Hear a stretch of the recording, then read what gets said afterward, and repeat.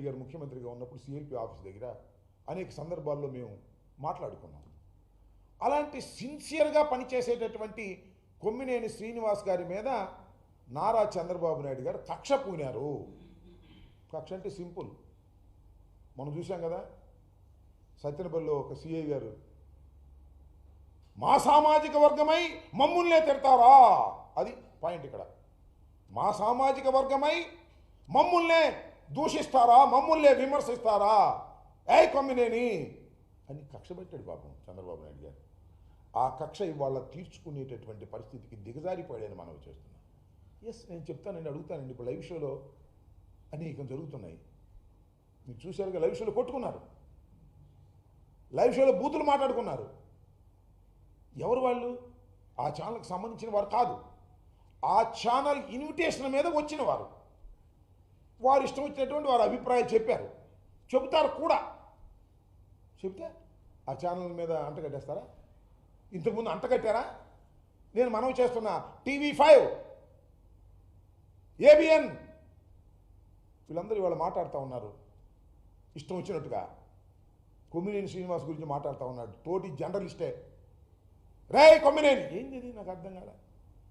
ఇవాళ ఒక ఆరోపణ చేశారు మీరు, ఇష్టం వచ్చినట్టుగా బూతు లైవ్లో మాట్లాడుతున్నారు. కుక్క బిస్కెట్లు వేస్తేనంట మాట్లాడుతున్నారంట. నువ్వే కుక్క బిస్కెట్లు తిని మాట్లాడుతున్నావు నువ్వు ఇవాళ? ఆ ABNలో, ఆ TV5లో మీరైతే మాట్లాడొచ్చు. ధర్మంగా ధర్మమైన విశ్లేషణ చేసేటటువంటి వ్యక్తి కొమ్మినేని శ్రీనివాస్. దీనిలో ఏ విధమైన సందేహం లేదు. ఇవాళ ఆయన మీద గుట్టగాల్చి వేసేసి తుడుచుకోమని ఇవాళ మరి మాట్లాడుతున్నారు. ఎస్, ఆయన పేరు రాజు గారు వచ్చారు, విశ్లేషకులు. ఇవాళ కొత్తగా రావట్లేదే, చాలా ఛాన్స్కి వెళ్తున్నాడే. ఆయన ఒక అభిప్రాయాన్ని వ్యక్తం చేశాడు, అది తప్పు కావచ్చు. దానికి సాక్షికి సంబంధం ఏంటి?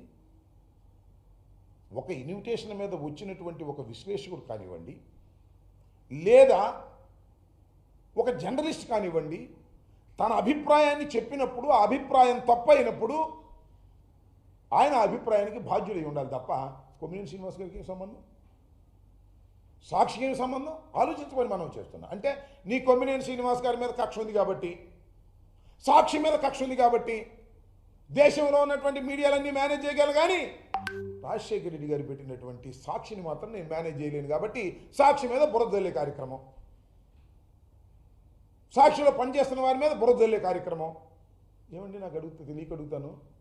సాక్షిలో అనేకమైన వార్తలు వస్తాయి, అనేక మంది విశ్లేషకులు వస్తారు, జర్నలిస్టులు వస్తారు బయట నుంచి. వాళ్ళు తమ అభిప్రాయాలను వ్యక్తం చేసినప్పుడు అవి తప్పైనప్పుడు వాళ్ళు క్షమాపణ చెప్తారు, చెప్పారు. దాన్ని కొమ్మినేని శ్రీనివాస్ గారికి చుట్టి, ఆ తర్వాత భారతమ్మ గారికి చుట్టి, ఆ తర్వాత జగన్మోహన్ రెడ్డి గారికి చుట్టి, చంద్రబాబు నాయుడు గారు అంటారు, ట్వీట్ చేశాడు, జగన్మోహన్ రెడ్డి గారికి క్షమాపణ చెప్పాలంట. అది నీ కక్ష అంతా జగన్మోహన్ రెడ్డి గారి మీద. అమరావతి మీద ప్రేమ కాదు, అమరావతిని దోచుకునే కార్యక్రమం చేస్తున్నావు నువ్వు. దీన్ని అడ్డం పెట్టుకుని, షీల్డ్ అడ్డం పెట్టుకుని అమరావతిని ఏదో అన్నారు, అమరావతి మహిళలను అన్నారు, అమ్మల్ని అన్నారు, తమ్ముళ్ళని అన్నారు, చెల్లెళ్ళని అన్నారు, అక్కల్ని అన్నారు. బాగుంది ఎమోషన్. ఈ ఎమోషన్ తీసుకొచ్చి 4 రోజులు నడిపి సాక్షి మీద, జగన్మోహన్ రెడ్డి గారి మీద, వైఎస్ఆర్ కాంగ్రెస్ పార్టీ మీద బురద తల్లేటటువంటి కార్యక్రమాలు చేస్తున్నారు. ఇది చాలా దారుణమైనటువంటి అంశమని కూడా ఈ సందర్భంగా నేను మనవి చేస్తున్నాను. వాళ్ళందరూ చెప్తున్నారు. ఎవరు వీళ్ళందరూ? కొత్తగా పుట్టుకొచ్చిన వాళ్ళు ఏం కాదు. ఆ TV5, ఆ ABN, వీళ్ళే దానిలో పనిచేసేవాళ్ళు. మా దగ్గర పనిచేసేవాళ్ళు అంటే కుక్క బిస్కెట్లు అంట, వీళ్ళు పనిచేసేవాళ్ళు నక్క బిస్కెట్లు తింటున్నారా? నాకు అర్థం కాలేదు. మీ ఇష్టం వచ్చినట్టు మాట్లాడే కార్యక్రమం చేస్తున్నారు, లైవ్లో ఇష్టం వచ్చినట్టు బూతులు ఇచ్చే కార్యక్రమం చేస్తున్నారు.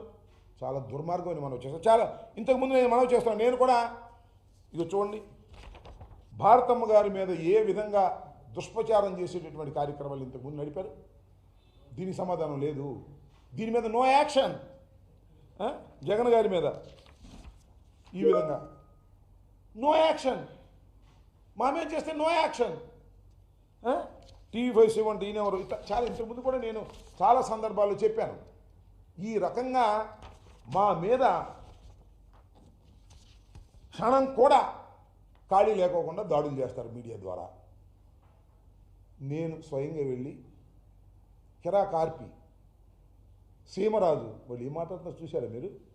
ఎన్ని బూతులు మాట్లాడతారు? నేను పోయిన మాసం వెళ్ళి నేను కంప్లైంట్ ఇచ్చా, నో యాక్షన్ టిల్ నౌ. కానీ శాటిలైట్ ఛానల్లో జగన్మోహన్ రెడ్డి గారికి సంబంధించిన ఛానల్లో డాక్టర్ వైఎస్ రాజశేఖర రెడ్డి గారు పట్టుదలగా ప్రారంభించినటువంటి ఛానల్లో ఏమీ జరగకపోయినా ఆఘ మేఘాల మీద వెళ్ళిపోయి కొమ్మినేని శ్రీనివాస్ గారు ఇంటి ఒంటిని పట్టుకొచ్చారు. ఏమిటి దారుణం అంటున్నా? అంటే మీరు ఏ మార్గం చూపిస్తున్నారు? అంటే ప్రభుత్వం దలుచుకుంటే ఏ టీవీలో పనిచేసే యాంకర్ అయినా సరే ఎవరైనా విశ్లేషకుడు మాట్లాడితే అది అతని మీద రుద్ది వాళ్ళని తీసుకొచ్చి అరెస్ట్ చేసి కోర్టులో ప్రొడ్యూస్ చేయవచ్చుననేటువంటి ఒక కొత్త రకమైన సాంప్రదాయాన్ని తీసుకొస్తున్నారు మీరు. ఇది సమాజానికి ప్రమాదం కాదా? ఇది రైట్ అవుతుందా మీడియాకి?